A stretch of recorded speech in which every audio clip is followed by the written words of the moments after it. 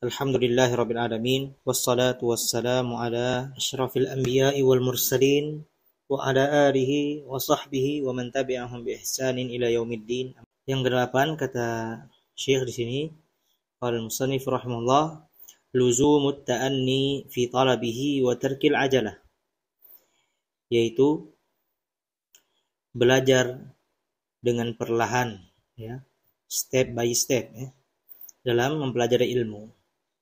Bersabar perlahan, ya, dalam menuntut ilmu dan meninggalkan ketergesaan. Ya, tidak boleh tergesa-gesa dalam menuntut ilmu. Menuntut ilmu syar'i itu umum untuk setiap kaum muslimin.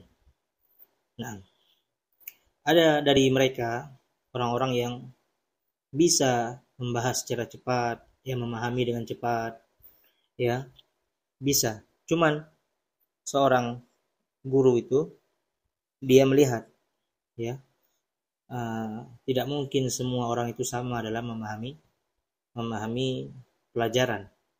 Begitu juga orang dalam setiap muslim itu dia melihat bahwasannya diri dia itu tidak mampu untuk belajar secara tergesa-gesa, karena kebanyakan orang tergesa-gesa dalam belajar. Biasanya itu akan berhenti di tengah jalan, ya, karena banyak juga ini di permisalan di hal-hal apapun. Setiap hal yang dilakukan secara tergesa-gesa itu banyak efek negatifnya. Maka tentunya lebih utama bahwasanya menuntut ilmu itu lebih ditekankan tidak boleh tergesa-gesa, ya, step by step, ya, perlahan dalam menuntut ilmu. Qala inna tahsilal ilmi la yakunu jumlatan wahidah idil qalbu yad'ufu an dhalik. Menuntut ilmu itu, tahsil al-ilm artinya apa? Mendapatkan ilmu artinya, ya, mengumpulkan ilmu, belajar ilmu, itu artinya tahsilul ilm. Itu la yakunu jumlatan wahidah, tidak mungkin secara sekaligus. Langsung semua dipahami dalam satu hari, selesai langsung jadi alim. Ya enggak mungkin. Ya, menuntut ilmu itu hingga meninggal. Menuntut ilmu secara bertahap, perlahan. Idil qalbu yad'ufu an dzalik. Karena kan hati itu lemah. Hati seorang muslim itu lemah. Enggak mungkin bisa memahami setiap hal secara sekaligus. Nanti akan didatangkan dalil dalam Al-Qur'an. Wa inna lil ilmi fihi thiqalan kathiqalil hajar fi yadi hamidihi. Bahwasannya pada ilmu itu ada suatu beban, sebagaimana seseorang memegang sebuah batu di tangannya. Menuntut ilmu itu ada bebannya. Baik, menuntut ilmu ada bebannya. Jadi tidak mungkin bisa diambil sekaligus. Qala ta'ala inna sanulqi 'alaika qawlan tsaqila. Saya akan membawakan dalil, ya. Wahai Muhammad, sungguh kami akan menyampaikan kepadamu qaulan tsaqila, ucapan yang tsaqil, yang berat. Apa itu? Al-Qur'an. Al-Qur'an.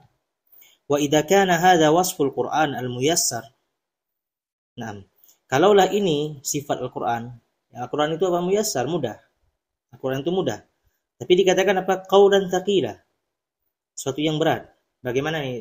Ada dua hal yang kontradiksi. Dijelaskan di ayat selanjutnya, datang oleh Syekh. Kama qala ta'ala wa laqad yassarnal Qur'ana lidzikri fahal min muddakir. Sungguh kami telah memudahkan Al-Qur'an untuk diingat. Yang awal tadi dikatakan apa? Sanulqi 'alaika qaulan tsaqila, qaulan tsaqila Al-Qur'an, perkataan yang berat. Namun setelah dikatakan, Allah juga berfirman dalam Al-Qur'an wa laqad yassarnal Qur'ana lidzikri fahal min muddakir. Sungguh kami telah memudahkan Al-Qur'an untuk diingat. Dijelaskan lagi nanti di ayat setelahnya. Qala fama dhannu bighairihi minal ilm. Maknanya apa? Al-Qur'an saja yang disifatkan dengan qaulan tsaqila, yang berat, ya, bagaimana dengan ilmu yang lain? Tentunya harus dipelajari dengan perlahan. Namun Al-Qur'an itu diturunkan secara secara bertahap. Nah, beginilah metode yang Allah ajarkan dalam Al-Qur'an. Wa qad waqa'a tanzilul Qur'ani ri'ayatan li hadzal amri munajjaman wa mufarraqa. Al-Qur'an ya diturunkan oleh Allah Subhanahu wa taala ri'ayatan li hadzal amr, ya, menjelaskan tentang pentingnya dalam mempelajari ilmu secara bertahap. Ya, ta'anni itu apa? Santai, jangan tergesa-gesa, ya. Nah, Al-Qur'an diturunkan secara berangsur-angsur Al-Qur'an.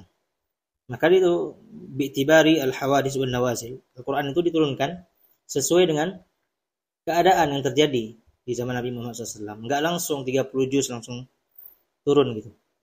Nah, qala ta'ala wa qala alladhina kafaru laula nuzila alaihi al-Qur'anu jumlatan wahidah. Ya, orang-orang kafir ketika zaman Nabi mereka bertanya, kenapa Al-Qur'an ini tidak diturunkan secara menyeluruh saja langsung? Nah, maka Allah menjawabnya, kadzalika nutsabbita bihi fuadak. Nah, kata Allah, ini ya, mengapa Al-Qur'an diturunkan? Mengapa Al-Qur'an diturunkan secara bertahap? Allah katakan, liyutsabbita bihi fuadak, untuk menguatkan hatimu wahai Muhammad. Naam, warattalnahu tartila. Naam, maka bacalah Al-Qur'an dengan tartil, ya, dengan perlahan, dengan seksama. Maka dari itu Al-Qur'an diturunkan secara bertahap. Maka dari itu dalam mempelajari agama enggak bisa langsung seluruhnya selesai dalam waktu yang singkat. Dan itu merupakan hikmah yang Allah berikan ya bagi seseorang ataupun bagi kaum muslimin dalam menuntut ilmu. Nah, ketika mereka menuntut ilmu secara bertahap, maka menjadi kebiasaan mereka itu apa? Menuntut ilmu syar'i. Nah, walaupun yang diambil sedikit dalam sehari, 15 menit, 30 menit. Nah, itu kebaikan yang besar. Kebaikan yang besar. Itu di Saudi sana, semuanya belajar. Setiap salat zuhur ada pelajaran, salat asar ada pelajaran, kemudian salat isya ada pelajaran. Beda mereka kita sama kita apa? Enggak ada bedanya. Mereka juga hamba Allah. Nah, mereka juga hamba Allah. Boleh dikatakan mereka bisa bahasa Arab. Nah, ceramah di Indonesia semuanya juga berbahasa Indonesia. Jadi bedanya apa? Gak ada bedanya. Namun, di kondisi kita yang sekarang ini, di zaman yang penuh fitnah ini, minimal sekali kita meminimalisir kekurangan itu. Jangan sampai sehari itu tidak ada ilmu yang kita dengar. Nah, ya, seorang yang menisbatkan kepada penuntut ilmu, maka hendaknya ia memantaskan dirinya untuk menuntut ilmu, walaupun sedikit waktu yang diambil dalam sehari. Yang penting ada ilmu yang didengar, karena itulah yang membuat seseorang bertahan di atas manhaj. Nah, di atas manhaj para ulama. Nah. Tayyib. Qala wa hadhihi al-ayatu hujjatun fi luzumi at-ta'anni fi talab al-ilmi. Syekh mengatakan ayat ini merupakan dalil hujjah. Ini dalil bahwasannya Allah memerintahkan kita menuntut ilmu secara bertahap. Ya ikhwah, kita lihat pada zaman sekarang, subhanallah, kaum muslimin, mereka jauh dari Al-Quran, jauh dari pemahaman, jauh dari mentadabburi Al-Quran. Banyak dari mereka cuma baca Al-Quran saja, tidak paham maknanya. Subhanallah. Maka dari itu jemaah sekalian, maka hendaknya kita menjadikan prioritas, ya, bagaimana kita melihat zaman para sahabat Nabi Muhammad sallallahu alaihi wasallam, kehidupan mereka dengan Al-Quran. Nah, kalau kita tahu zaman sekarang ini sudah jauh dari Al-Quran, maka hendaknya metode yang paling tepat untuk diajarkan kepada umat apa? Kembali dari nol, dari dasar. Karena pengagungan terhadap Al-Quran, pengagungan terhadap hadis Nabi Muhammad SAW itu sudah jauh. Naam, jauh. Maka jangan dianehkan banyak orang yang tidak mau menerima kebenaran, yang mengikuti ajaran-ajaran nenek moyangnya dan yang semisalnya. Wajar, dikarenakan pengagungannya terhadap Al-Quran dan Sunnah itu sedikit, kecil, ya kecil. Makanya kita melihat kondisi itu, maka hendaknya seorang dai, ya penuntut ilmu, dia niatkan kalau dia tahu kondisi sekarang seperti ini, niatkan berdoa kepada Allah agar kita bisa memberikan manfaat kepada saudara-saudara kita sekalian. Naam jamaah sekalian, kita jauh dari Al-Quran, perlu kita sadari. Naam, kadang terjemahannya saja sudah nggak dibaca lagi. Allah musta'an. Maka dari itu hendaknya menuntut ilmu itu dari dasarnya. Ya nggak masalah belajar lagi rukun Islam, belajar lagi rukun iman, salat, rukun-rukun salat wajib-wajib salat, tafsir Al-Fatihah, tauhid, yang dasar-dasar belajar. Tawadu, hendaknya kita tawadu kepada ilmu, tawadu lillah itu. Man tawadha'a lillah rafa'a Allah. Barang siapa yang tawadu karena Allah, Allah akan mengangkatnya. Allah akan memuliakannya. Nah, qala wat-tadarruju fihi wa tarkil ajalah.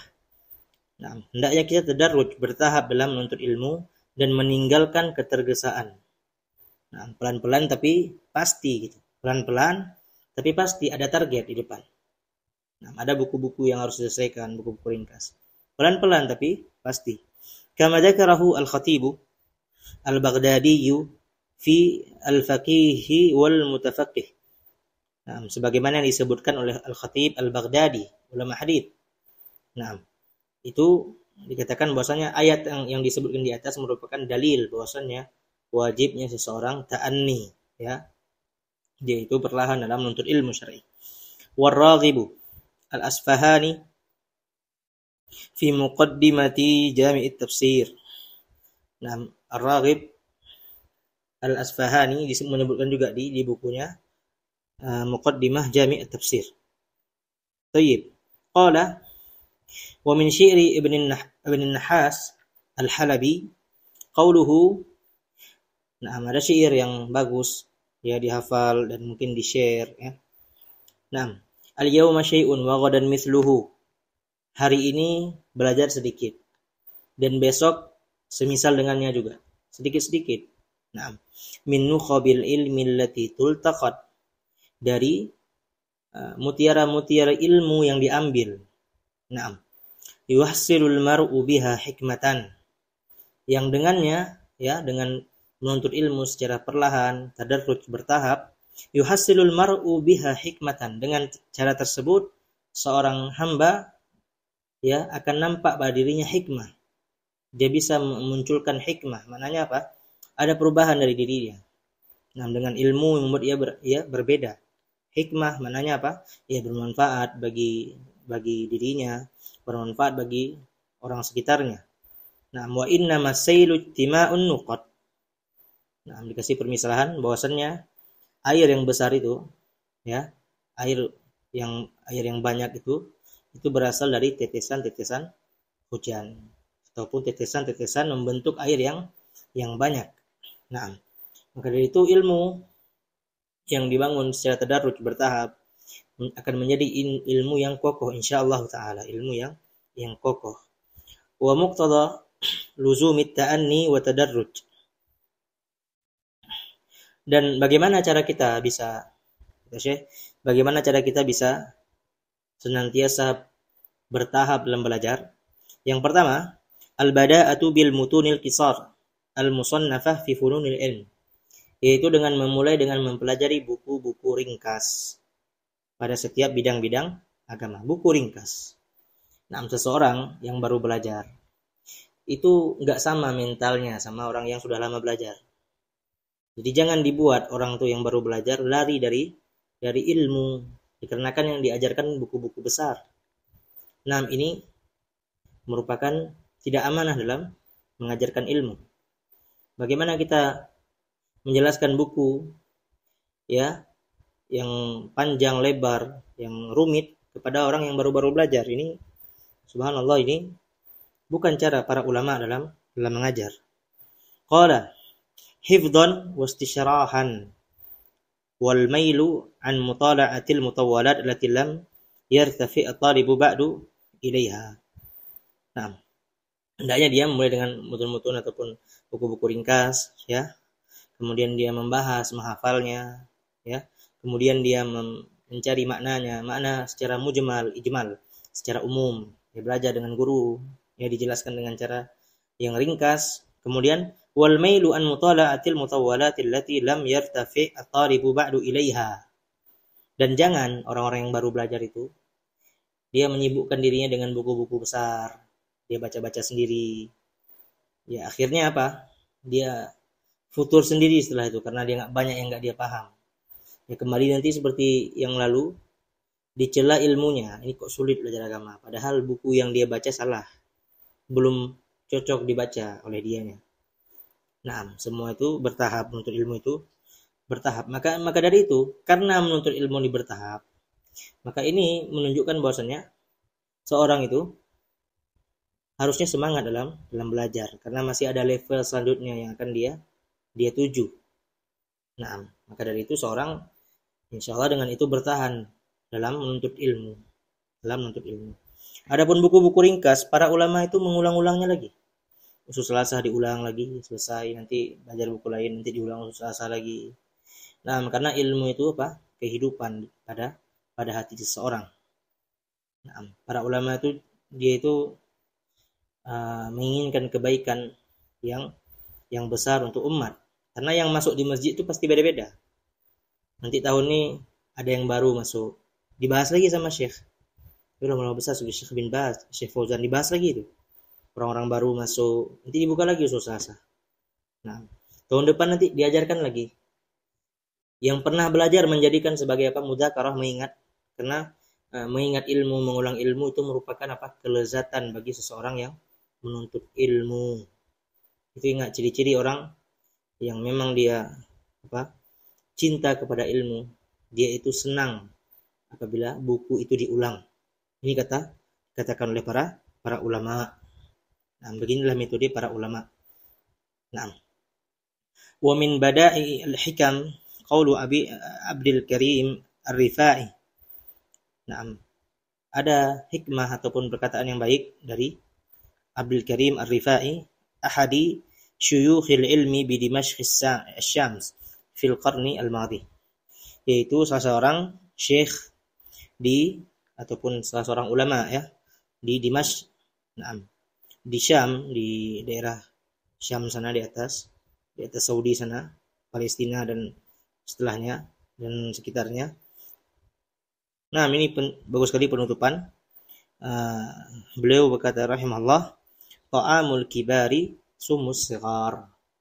Nah, makanan orang-orang yang besar itu adalah racun bagi orang-orang yang kecil. Nah, buku-buku yang besar dibaca oleh penuntut ilmu yang baru belajar, itu racun baginya. Racun yang membuat dia futur dari menuntut ilmu.